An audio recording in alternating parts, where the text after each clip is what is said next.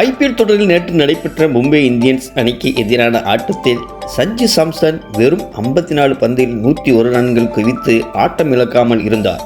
இதில் 10 பவுண்டரிகளும் 6 சிக்ஸர்களும் அடங்கும். ஆட்டத்தின் கடைசி பந்தில் பவுண்டரி அடித்து அவரது தனது சதத்தை பூர்த்தி செய்தது மைதானத்திலேயே அதிர வைத்தது. 184 என்ற ஸ்ட்ரைக் ரேட்டில் அவர் ரன்களை குவித்தார். இவரது அதிரடியால் சென்னை அணி 20 ஓவர்களில் 6 விக்கெட் இழப்பிற்கு 207 ரன்கள் என்ற வலுவான ஸ்கோரை பெற்றது. மேலும் மும்பை இந்தியன்ஸ் அணியை சிஎஸ்கே 103 ரன்கள் வித்தியாசத்தில் வெற்றி பெற்று வரலாறு சாதனை படைத்துள்ளது. இந்த நிலையில் நேற்று சதம் அடித்ததன் மூலம் சஞ்சு சாம்சன் பல்வேறு சாதனைகளை தன்வசப்படுத்தியுள்ளார். அதன் விவரம் வாங்க பார்க்கலாம். சென்னை அணிக்காக முதன்முறையாக இந்த சீசனில் கால் பதித்துள்ள சஞ்சு சாம்சன் 2வது முறையாக சதம் அடித்துள்ளார்.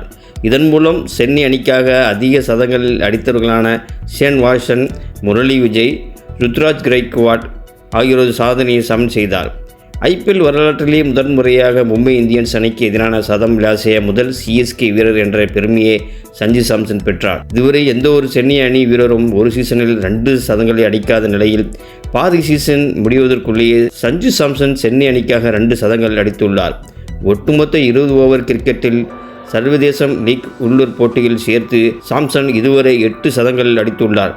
20 ஓவர் போட்டியில் அதிக சதங்களை விளாசிய இந்தியர்களின் பட்டியலில் விராட் கோலி 9 சதம், அபிஷேக் சர்மா 9 ஆகியோருக்கு அடுத்த இடத்தில் ரோஹித் சர்மா 8 சதம் பகிர்ந்துள்ளார் என்பது குறிப்பிடத்தக்கது.